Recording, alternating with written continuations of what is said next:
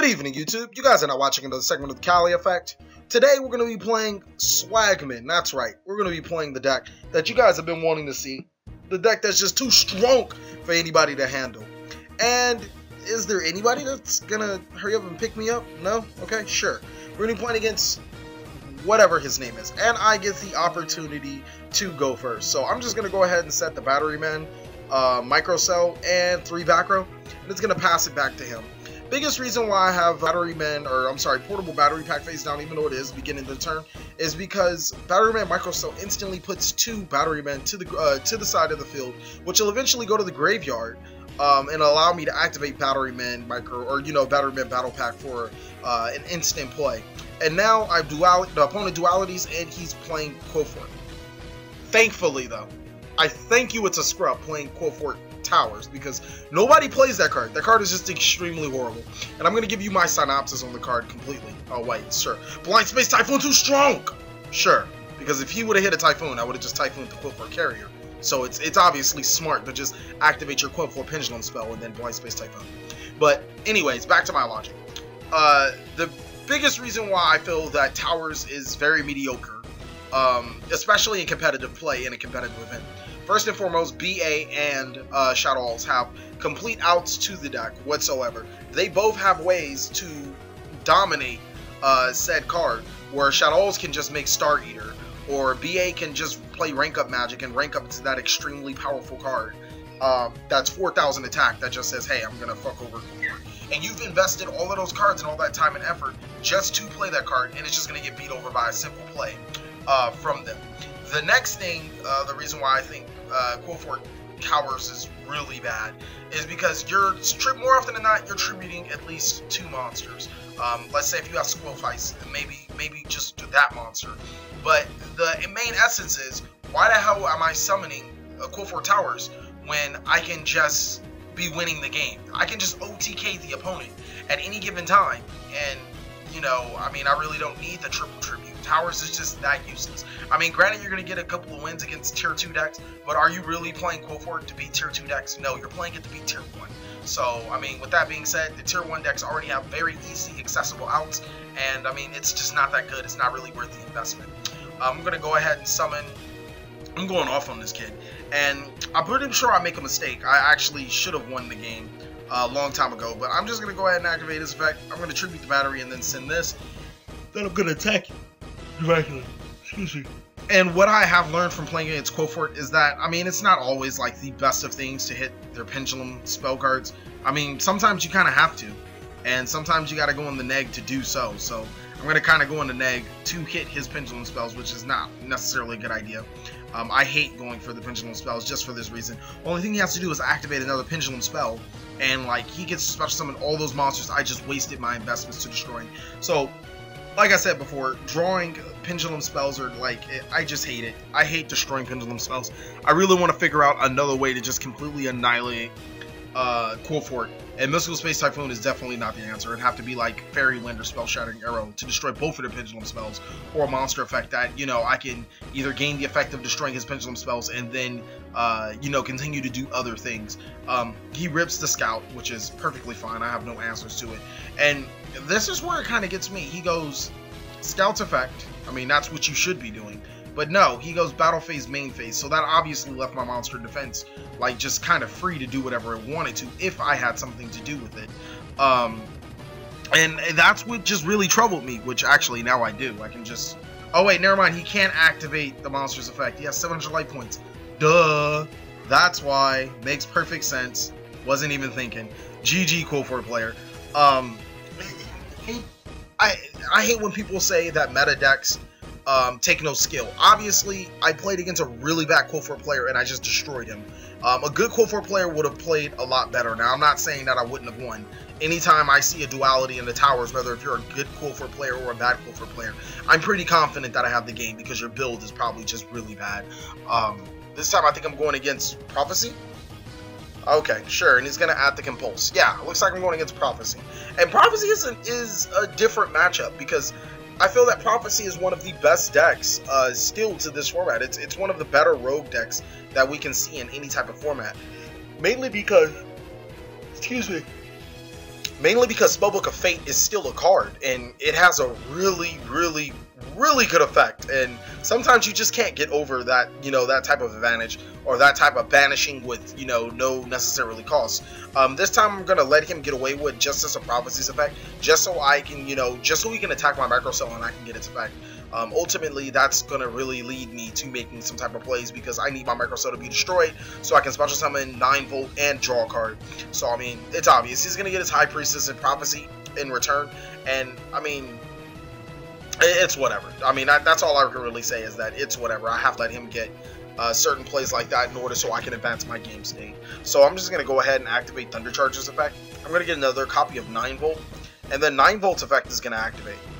And I mean, normally like this, I could go for game if the opponent allows, or if the opponent doesn't have enough back row, or if the opponent doesn't protect himself well. This is, I mean, very much often game. As you guys can see, it's really not much else to stop me. I have the Call It 100 and the portable battery, or the portable Batteryman pack face down. So, I mean, I can very much well swing for the OTK, and he goes Compulse, and I'm like, okay, actually, I can deal with that. That's pretty dope. And then we're gonna attack with Batteryman 9-volt, and that's really about it. Excuse me, what is wrong with me today? That's really about it. We're just going to go activate the Batteryman Fuel Cell to bounce his card. I mean, I really don't lose anything from activating Fuel Man's effect. You guys got to remember, 9-volt's going to the hand anyway, so it does not matter. Or 9-volt's going to the graveyard anyway, so I might as well, if it is a trap, set him back one turn, so he can't use it on his turn. He'd have to use it for, another turn, or my turn, or back to his turn. He's going to go ahead and activate High Priestess, and that's some very lovely cards. What kind of Solemn Warning now? I can't risk, him summoning High Priestess and then protecting it, and then, me just kind of be like, duh.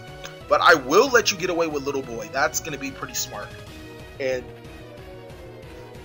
he already has Fate in hand. He needs Tower to the field. I don't really have a way to stop Tower right at this second, but I really don't think that it matters unless he's doing some, like, super extravagant type play. I have game with the portable battery pack and the Call It 100 face down. I don't think that there's much else he can do to that.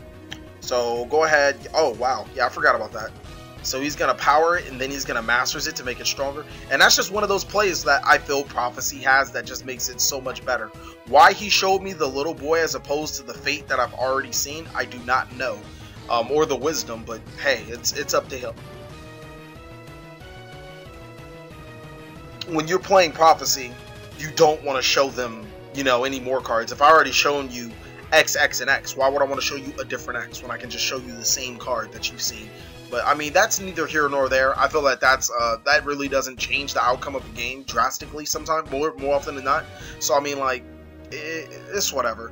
If he was gonna win this game, I don't think him showing me Little Boy would have changed anything. As much as him losing this game, which I'm pretty confident in now that I have. Now that he has back row, but I have Batteryman pack and Call It 100 face down, so I mean, like, I'm just gonna wreak havoc.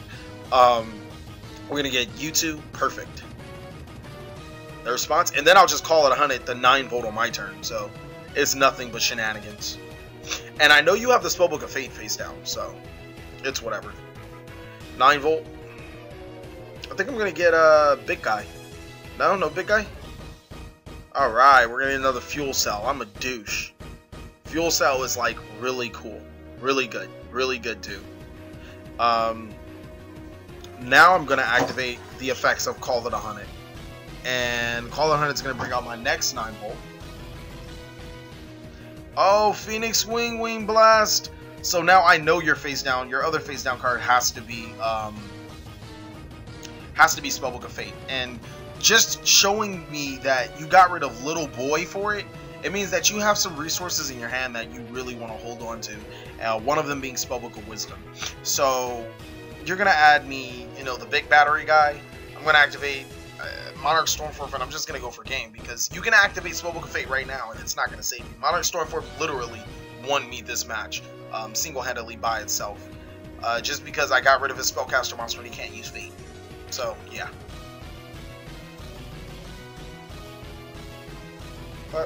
Why are we still playing? Okay, good. Alright, I think he wants that game 2. Let's hit him with that game 2. And don't get me wrong, this Spellbook player is actually just, I mean, He seems like a really solid Spellbook player, for the exception of this game too, which had me like just completely abysmal. Magician and didn't add secrets. I thought that was like the Spellbook play. I mean, even when I played Spellbooks, I would at least go Spellbook, Magician, to Spellbook Towers. I'm sorry, to Spellbook the book, to Masters, then to Towers, or maybe even to Attorney. Like, just that whole thought process, it kind of threw me off. But I'm like, okay, I mean, it's not really much else I can say about it. It's his decision. Artifact Sanctum isn't my only face down, so I don't want him to risk him. I mean, because the smart move would be, alright, he knows I play Batteryman. High Priestess of Prophecy's effect, target my face down monster, and then I'm kind of like in a rut a little bit. So I'm just going to go ahead and activate Sanctum right now to get rid of his High Priestess of Prophecy. He's not going to attack my Batteryman little guy, and I'm kind of sad, so it's whatever. I'm just going to play Moral Attack Beatdown. Do you have a response?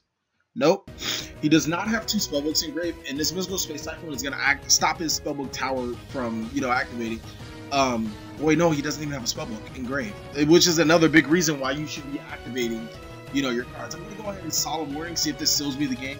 I don't feel like that was the optimal play. Maybe I could have played that a little different, but me Solemning right then and there, I would have to hit for game the very next turn no matter what.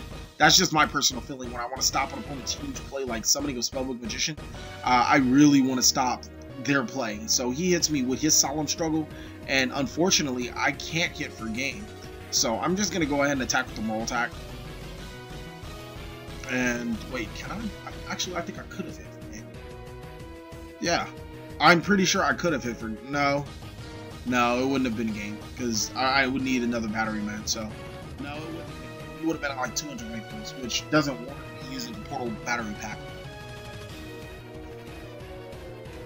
Oh no, I don't actually. Now that I think about it, I couldn't even use Portable Battery Pack. I could have swore I had 9 Volt in Graveyard, so that's a whole different story. Now he starts to go off, and I'm not really that scared. I mean, I do have options. I do have Monarch, Storm Forfeit Hand, and Puppet Plant, so yeah, I don't think he'll be able to successfully resolve that Spellbook of Fate, regardless of whatever position he in. And then I draw Monarch Storm Forfeit. I'm like, oh, or then I draw a Monster to Tribute from Monarch Storm Forfeit. My apologies. And I'm like, yay, this is game. I mean, unless you have something else to stop that, which I don't think he did. That's pretty much it. Thank you guys for watching another segment of the Cali Effect. Please like, comment, subscribe, but most of all, enjoy.